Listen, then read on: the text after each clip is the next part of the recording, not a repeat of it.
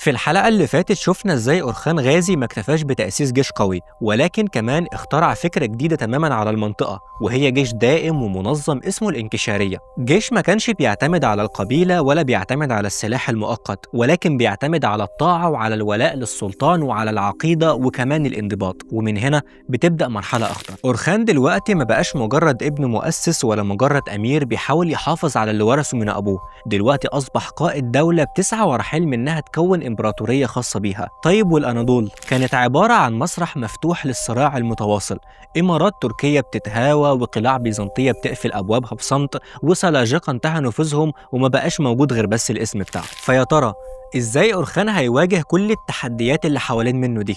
وكمان ازاي هيقدر انه ينهي وجود البيزنطيين في الاناضول؟ ده اللي هنعرفه مع بعض في حلقة النهاردة. ولكن قبل ما نبدأ حابب افكرك تشترك في القناة وتعمل لايك للفيديو عشان يوصلك المحتوى الجديد اول باول.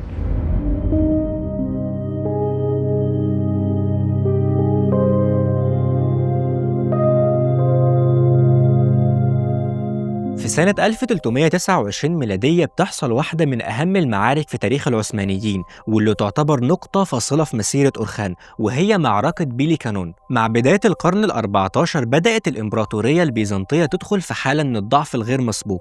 المدن اللي على حدودها كمان بدأت تقع واحدة ورا التانية تحت إيد العثمانيين، لحد ما بقى تقريبا أورخان وجيشه بقوا هم واقفين على باب القسطنطينية نفسها. ولكن لحد دلوقتي في مدينتين هم اللي لسه صامدين ضد الغزاة، وهما مدينة نيقوميدية ونيقية. ومدينة نيقية بالذات كانت على وشك الاستسلام، وكانت بتقع بالبطيء بسبب الجوع والحصار الكامل اللي كان عامله أورخان حوالين منهم، واللي قدر بسبب ان هو يعزلهم عن اراضي الروم بالكامل. وكل ده بفضل فتح مدينة بورصة اللي اتكلمنا عنها في اول حلقة من السلسلة دي. الامبراطور البيزنطي اندرونيقوس الثالث لما شاف ان العملية دخلت في الجد والمدينة هتقع منه، قرر ان هو يوقف أورخان عند حده.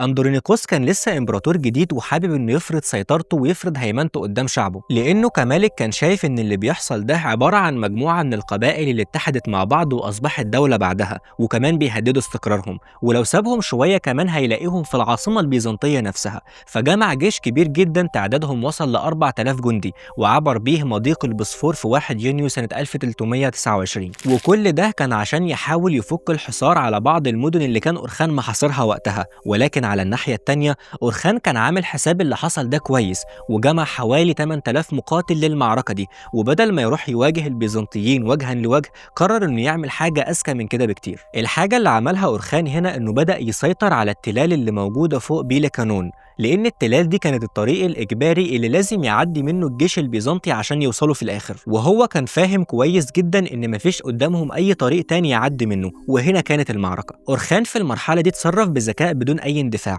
وبعت حوالي 300 فارس من الرماة ينزلوا تحت التلال ويهاجموا جيش الروم عشان يسحبوهم لفوق بالتدريج، وبكده هيقعوا في فخ العثمانيين. لكن الروم كانوا أذكى من كده برضه، وفهموا إن اللي بيحصل ده مجرد استفزاز، فرفضوا إنهم يتقدموا. ولكن في اللحظة دي أورخان أدرك إن القوة هي الحل الوحيد اللي هيخليه يكسب الحرب دي، وبدأ يهجم عليهم من فوق التلال مرة واحدة. وقامت معركة كبيرة جدا عند منطقة اسمها بيلا كانون. طبعا الجيش العثماني كان أقوى وأكتر وأذكى، والنتيجة زي ما كلنا متوقعين، انتصار ساحق للجيش العثماني وهزيمة مذلة للجيش البيزنطي. والموضوع كان واصل لدرجة ان الجيش البيزنطي حاول ينسحب من ساحة المعركة، ولكن العثمانيين منعوهم من اي فرصة. ومش السيوف وحدها اللي قدرت تفوز بالمعركة دي، وده لان الكلمة كان ليها دور قوي كمان، لان اثناء المعركة بدأت تنتشر بعض الشائعات بتقول ان الامبراطور البيزنطي اتقتل، وده طبعا هيخلي صفوف الروم تضعف وهيخلي عزيمتهم تضعف. ولكن الحقيقة انه ما اتقتلش. ببساطة شديدة هو لما لقى الحرب بدأت تاخد المنحنى ده،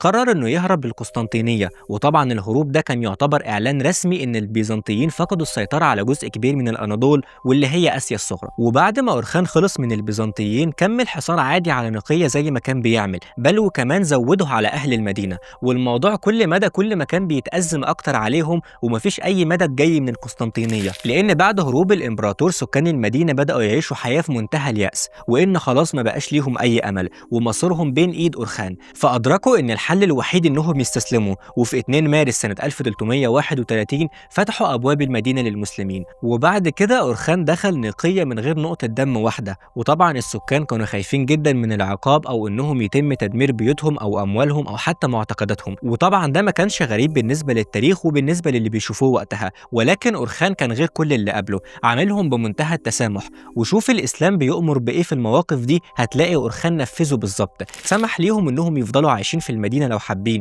وأي حد عاوز يخرج منها يخرج براحته، وكمان لو حابب يرجع براحته. والكل في المدينة كان بيتعامل معاملة طيبة، والنتيجة كانت دخول عدد كبير جدا من سكان المدينة الإسلام من نفسهم بعد ما شافوا حسن المعاملة. وده كمان أظهر تسامح كبير جدا ما بين السكان، وكان اللي حابب يفضل عايش منهم كان مسموح ليه يقيم شعائر دينه براحته. والموضوع ما انتهاش لحد هنا، لأن أورخان بدأ يصلح اللي اتهد من المباني والأسواق، وبدأ يصرف عليها كتير جدا، وحول بعض الكنائس لمساجد ومدارس، وأسس مجموعة من الأوقاف للفقراء، وعمل وقف لزوجته نيلوفر خاتون. ومع مرور الوقت وبسرعة شديدة استعادت المدينة مركزها في الصناعة، وبقت واحدة من أغنى وأرقى المدن العثمانية. وبكده تكون انتهت سلطة الإمبراطورية البيزنطية تقريبا في آسيا الصغرى، ومش فاضل غير كام مدينة بس وكام قلعة صغيرين، وباقي مدينة واحدة محددة أورخان كان عينه عليها. مدينة لو أورخان حصل عليها نقدر نقول إن هو هزم البيزنطيين هزيمة ساحقة، وهي مدينة نيقوميدية. فبعد ما أورخان قدر يثبت أقدامه في الأناضول، قرر إن هو يكمل الفتوحات اللي بدأها والده داخل الأراضي البيزنطية الموجودة في آسيا الصغرى. وفي سنة 1333 ميلادية بعت ابنه سليمان عشان يفتح بعض القلاع، ونجح سليمان في السيطرة على قلعة كويتية ومدرينة. ويوم عن التاني النفوذ البيزنطي داخل آسيا الصغرى بقى يقل، وهو ده اللي أورخان كان عايزه، وهو ده اللي كان بينفذه، لحد ما فض نفسه تماما لمدينة نيقوميدية. ولكن قبل ما أقولك أورخان عمل إيه، لازم احكي لك الاول عن وضع البيزنطيين وقتها. وده لان الامبراطور البيزنطي في الوقت ده كان واقع تحت ضغط رهيب من كل ناحيه، لانه من ناحيه التركمان كانوا بيهجموا على الاراضي البيزنطيه الموجوده في اوروبا، ومن ناحيه تانية الصرب كانوا بيهجموا على ممتلكات البيزنطيين في البلقان. يعني نقدر نقول ببساطة إنه كان بيواجه حرب شغالة من جهتين، وكل واحدة فيهم بتضربه. ومش بس كده، الإمبراطور كان شايف إن هو بعيد عن أورخان وهو بيحضر نفسه، فقال في البداية إن هو يحاول يتصرف، لأن كده لو صبر على أورخان هتبقى جبهة تالتة جاياله، ودي ممكن توقع الإمبراطورية بالكامل. أورخان في الوقت ده أساسا كان عامل حصار على مدينة نيقوميدية، وده خلاص أصبح من أشهر أساليبه، وهو الحصار الطويل، ومنها يمنع إرهاق الدماء، ومنها برضه يرتب أوراقه بهدوء ويبدأ يخطط بهدوء. وفي نفس الوقت بدأ المسلمين يضربوا أسوار المدينة بالمنجنيق عشان يحاولوا يخترقوها. القائد البيزنطي يوحنا كونتاكازون، واللي هو بقى الإمبراطور بعد كده، لما شاف الوضع عند أسوار مدينة نيقوميدية أخذ الأسطول بتاعه واتحرك عشان ينقذهم، وقبل ما المدينة تقع تحت إيد العثمانيين. ولكن أورخان كان عارف ده كويس، وقرر يستخدم السياسة عشان يحاول يتعامل معاه. وهنا أورخان بدأ يتفاوض معاه، وبدأ يكلمه إن هو مستعد يرفع الحصار عن المدينة، ولكن في بعض الشروط، ومنها الشروط دي لو اترفضت هيكمل الحرب عليهم. فالرسالة وصلت للإمبراطور، وكان مجبر إنه يسمع كل كلام أورخان. وبناء على كل ده اتعمل معاهدة صلح في أغسطس سنة 1333، وشروطها كانت واضحة جدا. أولا يحصل صداقة ما بين أورخان وما بين الإمبراطور، والصداقة هنا مش مقصود بيها معناها الحرفي، المقصود بيها إنه ما يبقاش فيه عداوة أصلا ما بين الدولتين. وأما بالنسبة للشرط الثاني فالبيزنطيين يدفعوا كل سنة مبلغ للعثمانيين، وأورخان عشان يثبت حسن نيته بعت ليهم هدايا قيمة جدا عبارة عن سجاد فاخر وخيول وكلاب صيد وفراء نمور، وكمان البيزنطيين بعتوا أطباق فضة وذهب وحرير بالإضافة ل 10,000 قطعة ذهبية، وكل ده مقابل إن أورخان يرفع الحصار عن المدينة. فلما دفعوا المطلوب منهم رفع عنهم الحصار، ولكن برضه فضلت مدينة نيقوميدية هدف قوي جدا لازم يوصلوا في يوم من الأيام. ولكن على الناحية الثانية وتحديدا بعدها بسنتين في 1 ديسمبر سنة 1335 مات آخر حكام الألخانات في المغول في فارس، واللي اسمه أبو سعيد بهادر خان.